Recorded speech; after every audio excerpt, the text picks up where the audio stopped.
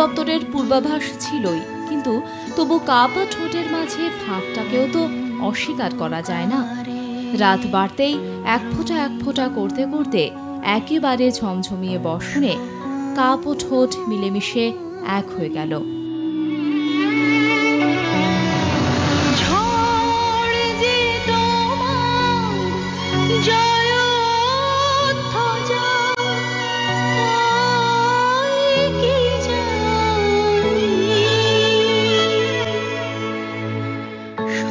চেনা মন অচেনা হওয়ার আশায় বৃষ্টির কাঠিন্যকে যেন আপন করে নিল।